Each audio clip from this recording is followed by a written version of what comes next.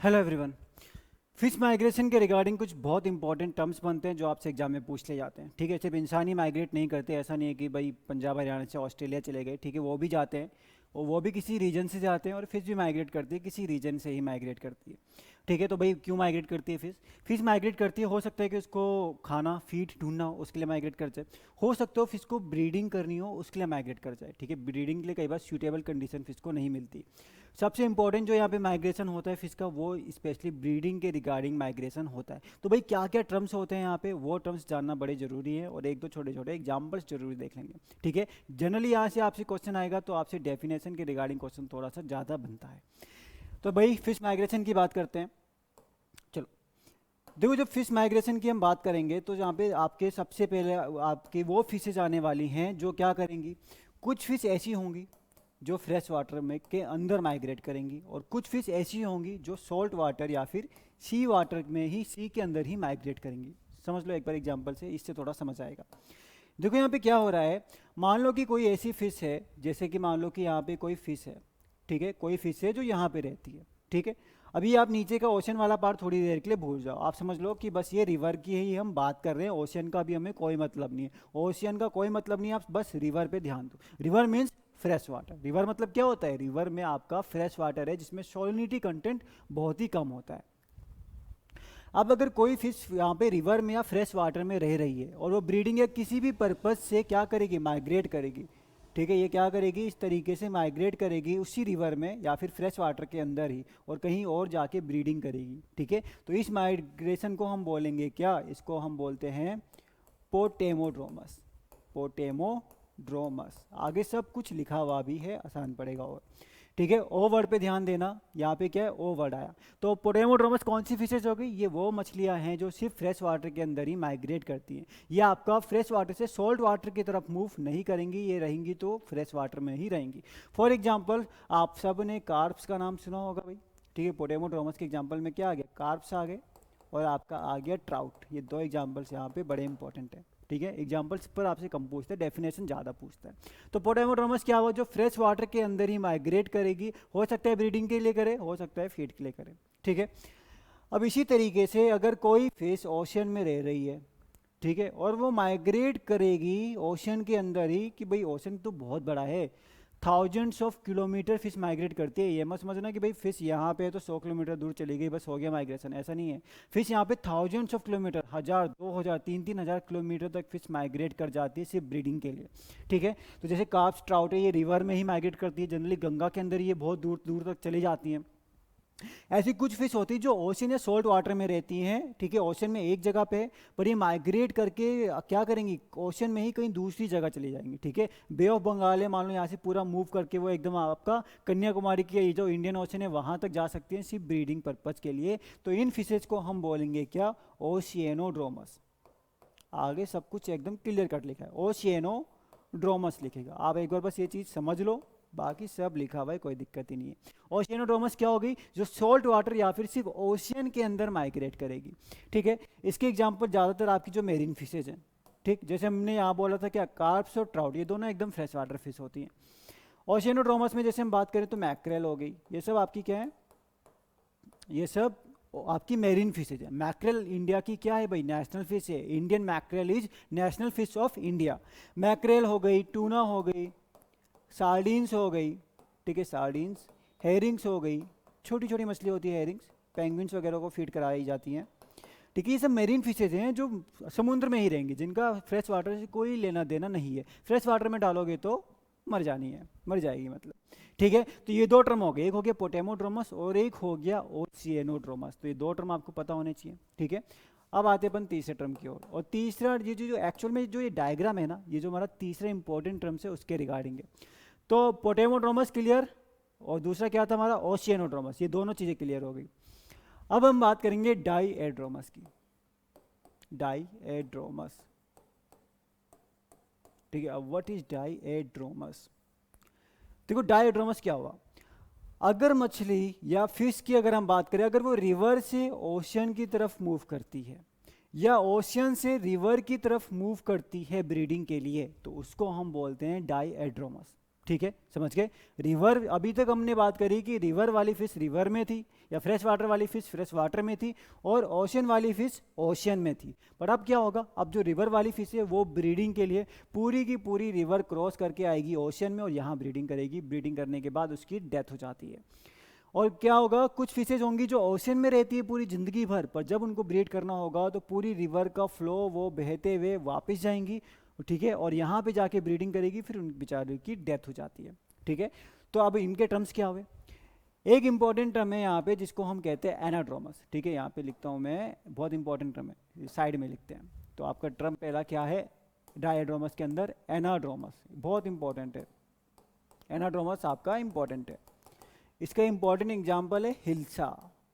हिल्सा इसका एक बहुत ही ज़्यादा इंपॉर्टेंट एग्जाम्पल रहने वाला है। ठीक है, तो भाई देखो यहाँ पे क्या हो रहा है, हिल्सा का ही यहाँ पे ये डायग्राम बना है। हिल्सा आपकी बंगाल की स्टेट फिश है। हिल्सा बहुत पॉपुलर फिश है, बंगाल के अंदर बहुत सारी डिशेज बनाते हैं। अभी दुर्गा पूजा वगैरह आएगा तो उस टाइम पे हिल्सा का रोल बहुत बढ़ जाएगा। ठीक है, अभी बांग्लादेश के साथ भी कुछ सीन खराब है, तो बांग्लादेश बोल रहा है कि हम भाई आपको हिल्सा एक्सपोर्ट नहीं करने वाले, हम तो नहीं बेचेंगे। ठीक है, तो फिर बंगाल में हिल्सा की हो सकती है थोड़ी सी कमी हो जाए, और उसके बिना फिर बंगाल वाले रहेंगे नहीं, उनको हिल्सा चाहिए ही चाहिए। ठीक है, चलो उनको तो हिल्सा चाहिए। तो एनाड्रोमस क्या होगी, जैसे हिल्सा। हिल्सा भाई ज़िंदगी भर कहाँ रहना पसंद करती है, ओशियन में रहना पसंद करती है। बट जब भी उसको क्या करना होता है, जब भी उसको ब्रीड करना होता है, तो वो फिर क्या करती है, ओशियन से आ जाती है रिवर में, और रिवर में है वो काफ़ी ऊपर तक मूव करती है, और उसके बाद फ्रेश वाटर में जाके उसकी वो ब्रीड करती है। ठीक है, अब भाई ये वो भी मछलियाँ हैं, ये आप ऑब्वियसली बातें समझ सकते हो, इनको आप कह सकते हो कि दीज आर यूरी हेलाइन। इन मछलियों को आप चाहो तो यूरी हेलाइन भी कह सकते हो। यूरी हेलाइन मतलब ये वो फिशेज हैं जो एक वाइड रेंज ऑफ सैलिनिटी को टॉलरेट कर सकते हैं। मतलब भाई ओशन की सैलिनिटी बहुत ज़्यादा है, उसको भी झेल रहे हैं।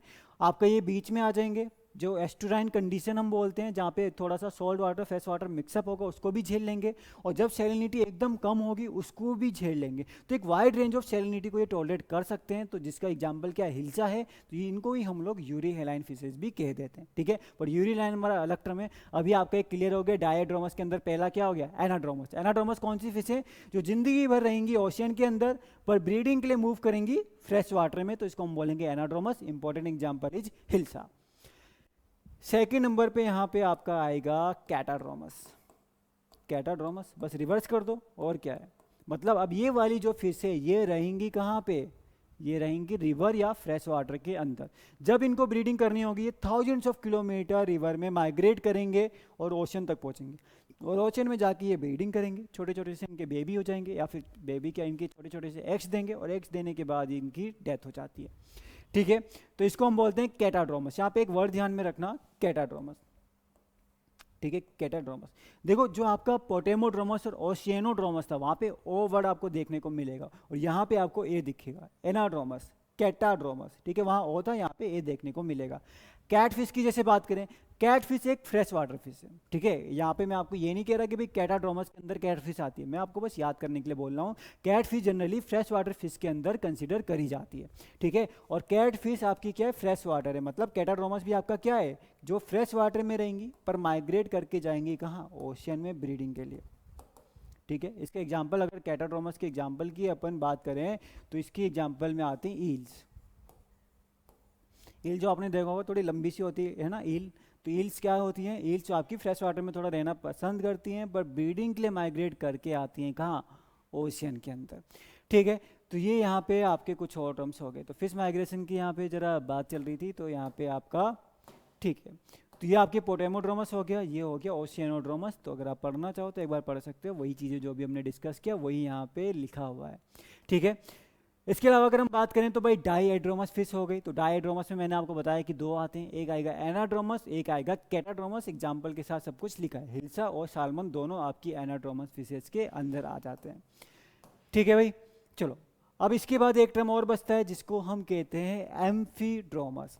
डाईएड्रोमस के केस में क्या था, दो एग्जाम्पल हमने पढ़ लिए भाई। डाईएड्रोमस के केस में ब्रीडिंग के लिए फिश माइग्रेट करती है। एम्फीड्रोमस के केस में भी सेम चीज़ है भाई, आपका फ्रेश वाटर से सी वाटर या सी वाटर से फ्रेश वाटर जाएगा, बट यहाँ पे ब्रीडिंग के लिए नहीं जाएगा, यहाँ पे वो जाएगा फीड ढूंढने के लिए, खाना ढूंढना है उसको, उसके लिए यहाँ पे जो है ये फिशेज माइग्रेट करेगी, तो उसको हम बोलेंगे क्या, एम्फीड्रोमस। ठीक है, चलो, तो ये आपका क्या हो गया, एम्फीड्रोमस हो गया है ना। ये कॉन्सेप्ट जो मैंने आपको उस वाली इमेज से समझा दिया, वो हम चाहे तो यहाँ से भी समझते हैं कि भाई रिवर है, ओशियन है, मूव कर रही है, तो हम लोगों ने ये चीज़ ऑलरेडी समझ लिया। ठीक है, तो भाई ये कुछ 5-6 इंपॉर्टेंट टर्म्स है जिनके मतलब आपको पता होने चाहिए। बाकी मैंने आपको यूरी हेलाइन के बारे में बताया कि यूरी हेलाइन से क्वेश्चन आपका पूछा है कि व्हाट इज यूरी हेलाइन, व्हाट इज स्टेनो हेलाइन, ये एफओ के एग्जाम में आया हुआ है। तो यूरी हेलाइन क्या होती है, जो वाइड रेंज ऑफ सैलिनिटी को टॉलरेट कर सकती है, जैसे कि मुलट्स है, मड स्कीपर है, ठीक है। उसके अलावा आपका पिनेस मोनोडोन, ये आपके क्या है, प्रॉन्स वगैरह हो गए, ठीक।